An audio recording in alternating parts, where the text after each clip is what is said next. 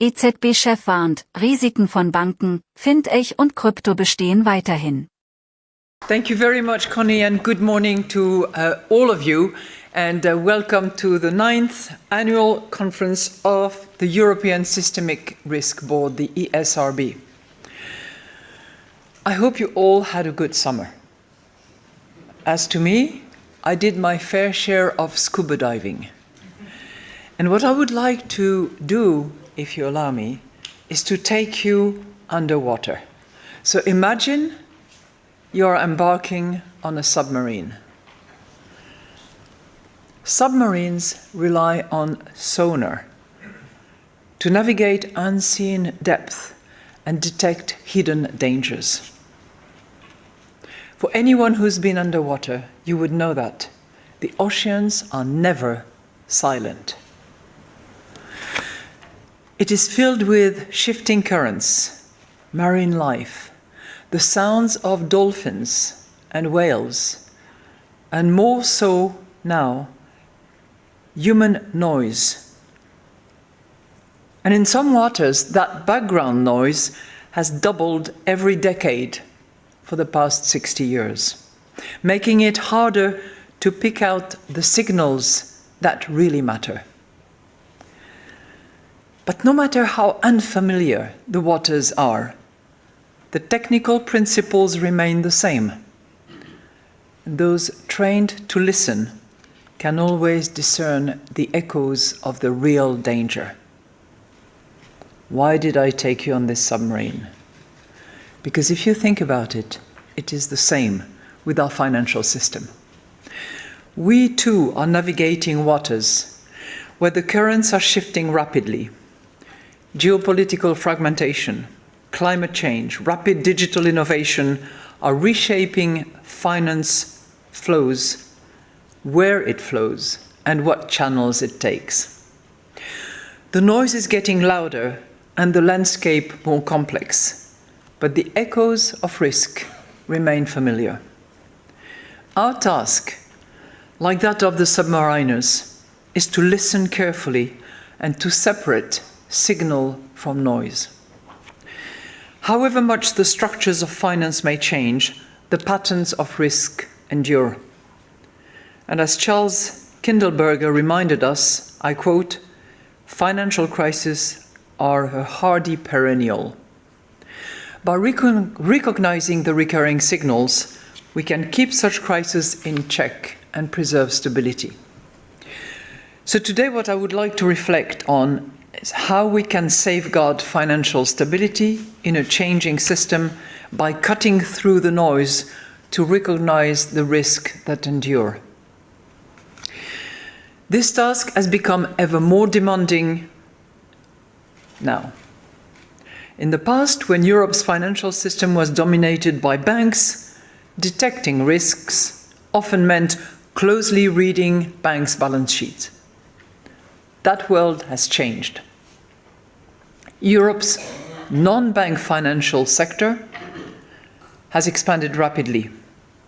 In relative terms, it is now larger than that of the United States, amounting to 3.8 times GDP of Europe, compared to 3.1 times that of the United States. And at the same time, banks' activities are intertwined with those entities, and increasingly with new entrants such as the Fintech platforms. The line between banks and non-banks financial institutions has blurred to the point where the old conceptual distinction is no longer a useful guide. So how do we cut through the noise created by this new complexity? Two constant factors will help us. The first is that financial activities, however novel their appearance, no matter what the clothing, are almost always variations of the same few timeless functions: transforming maturity, transacting, saving and borrowing, investing and sharing risks, insuring and hedging. Likewise, the risks that arise from these functions, namely credit, market, liquidity, underwriting and operational risks, are equally enduring. And we know from experience that the tools to contain them remain familiar: capital and liquidity buffers, reliable data, and secure transaction. The second constant is the framework of sound risk management and supervision. These principles endure best when they are set globally. And this is why banks remain governed by global standards developed by the Basel Committee, and why the FSB, the Financial Stability Board, is extending that framework to new financial activities. This does not mean a reluctance to adapt to new realities. On the contrary, it is about using a stable framework for regulators and supervisors to cut through the noise and to hear the signals. And this is why the ESRB has argued for an activity-based and system-wide approach to financial stability, by looking through the outer shell, the clothing, of both traditional and novel financial entities. We can assess the activities and risks that truly matter. And by viewing the system as a whole rather than as a collection of individual firms, we can better understand how risks propagate across these institutions. Now, how does this perspective apply to the new financial entities that are emerging across the financial landscape? Take the crypto-asset sector. For example, stablecoins. Stablecoins are issued with the promise of maintaining a stable value against a reference asset. For now, they are used primarily as a bridge to and from the crypto ecosystem and as a tool to facilitate crypto-asset trading. But they also aspire to take on more traditional functions, such as serving as a means of exchange. At first sight, these entities, new name, new clothing, new characters, and these activities may seem novel. But we do not need to wait for them to mature to realize that they are reintroducing old risks under new clothes through the back door. The categories of risk they create are not new.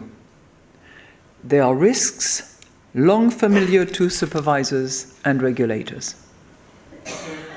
The most obvious one is liquidity risk. We know the challenges posed by institutions that invest in risky assets, while at the same time promising investors redemption at short notice and at par. Such entities must mitigate the risks of a run by ensuring that they have sufficient liquidity to meet redemption swiftly. And this is why the ESRB has been sounding the alarm on certain types of money market funds, for example. In the case of stablecoins, the EU's Markets on Crypto-Assets regulation, well known as MiCAR, seeks to address this risk in two ways. First, stablecoin issuers must allow EU investors to always redeem their holding at par value. Second, stablecoin issuers must hold a substantial share of reserves in bank deposit. But gaps remain. One example is so-called multi-issuance schemes, where an EU entity and a non-EU entity jointly issue fungible stablecoins. Fungibility not being particularly well defined, if I may say. In such cases, MiCAR requirements do not extend to the non-EU issuers. Jurisdiction is EU, not the long arm.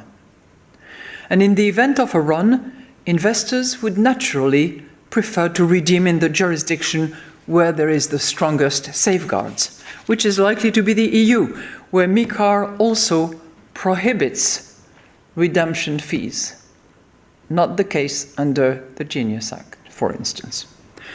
But the reserves held in the EU may not be sufficient to meet such concentrated demand.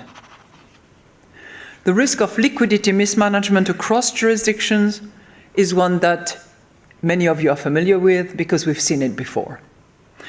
Banking groups, for example, are already required to ensure that reserves are available in the part of the group where and when they are needed. And this is why requirements such as the net stable funding ratio and liquidity coverage ratio apply at every level of consolidation. Multi-issuance schemes replicate these very same risks with a single entity. We know the dangers, and we do not need to wait for a crisis if we want to prevent them. That is why we must take concrete steps now.